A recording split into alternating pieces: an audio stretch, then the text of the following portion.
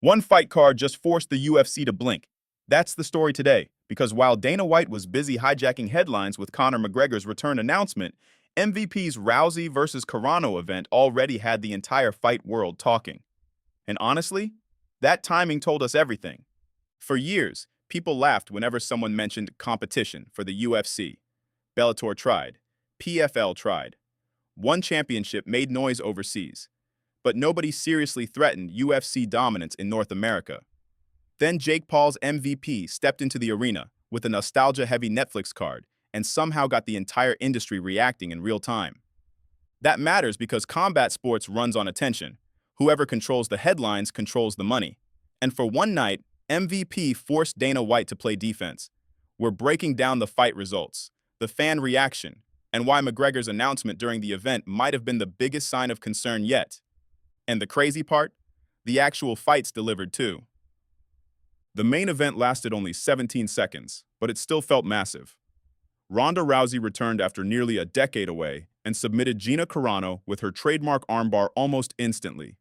Vintage Rousey. Same aggression, same chaos, same aura. Carano hadn't fought since 2009, and honestly, it showed immediately. Still, the nostalgia carried the moment. Fans online were split right down the middle. Some called it a circus. Others loved every second. But here's the thing people miss. Combat sports has always been built on spectacle. Muhammad Ali understood that. Pride FC understood that. The UFC definitely understands that. Netflix broadcasting live to over 300 million subscribers changed the equation instantly. That's the real headline, not the 17-second finish, not the celebrity names.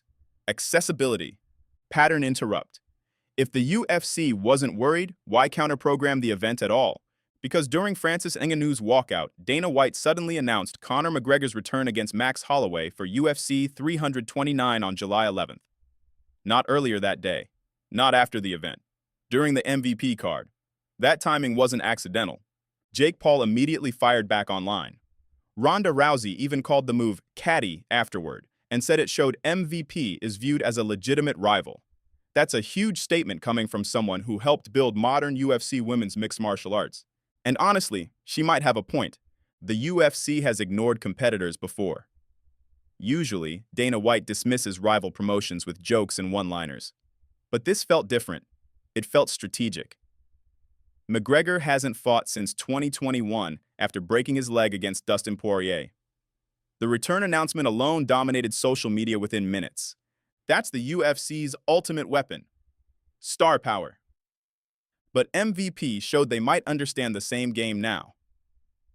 Look at the rest of the card. Francis Ngannou flattened Philippe Lins in the first round.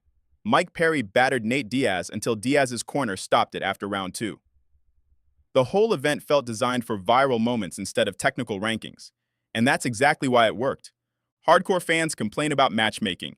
Casual fans care about moments. And MVP created moments all night. Another thing stood out too. The pacing actually felt modern.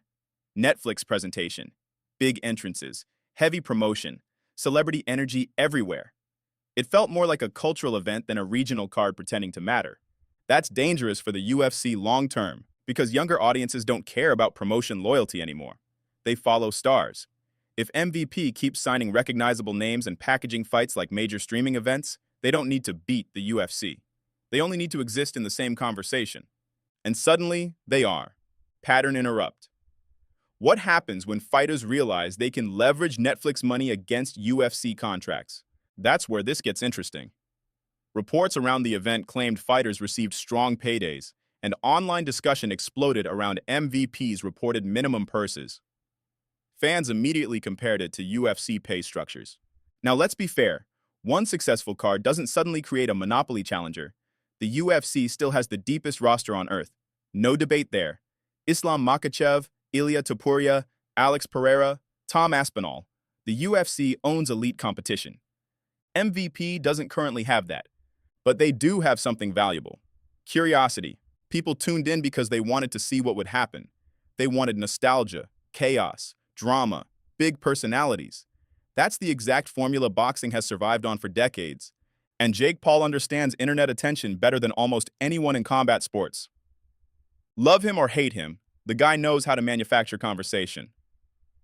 Even critics online admitted the card was entertaining. Reddit threads roasted the older fighters while still admitting they watched the entire show. That's the modern fight business. Hate watching still counts as engagement. And MVP stacked the card intelligently. Rousey and Carano targeted nostalgia fans. Ngannou targeted hardcore viewers. Diaz and Perry targeted pure violence fans. That's smart matchmaking from an entertainment perspective. The UFC usually sells elite sport first. MVP sold spectacle first. Both can work. But here's where I pump the brakes slightly. Sustaining this is the hard part. Nostalgia fades fast. You can't headline every card with retired legends returning from decade-long layoffs. Eventually, fans demand real contenders and meaningful divisions. That's the challenge ahead. Can MVP build actual infrastructure, rankings, prospects, champions people care about? Or is this simply influencer-era fight promotion with bigger budgets? Right now, we honestly don't know. But Dana White's reaction tells us one important thing. The UFC noticed. And remember, the UFC usually only responds aggressively when something threatens market share. They crushed early boxing crossover hype. They've constantly undercut rival promotions historically. Timing McGregor's return announcement during a competing event fits that exact pattern. Pattern interrupt. Imagine if MVP lands another huge Netflix card before UFC 329 even happens. Because now people are watching for the follow-up. That's the real win here. Nobody expected MVP's first MMA event to dominate fight conversations for an entire weekend. Yet here we are discussing them alongside the UFC. That alone is a victory. And Conor McGregor returning adds even more fuel to this entire situation. McGregor vs. Holloway 2 is massive business. Their first fight happened back in 2013 before either became global superstars. Now it headlines one of the biggest UFC events in years. Dana White knew exactly what he was doing by dropping that news Saturday night. He wanted the spotlight back immediately. The payoff here is simple. Is MVP a real threat to the UFC today? No. Not competitively, not structurally, not yet. But are they a real threat to UFC attention dominance? Absolutely. That's the key difference. MVP proved there's still room for alternative mixed martial arts events built around entertainment, nostalgia, streaming accessibility, and viral moments.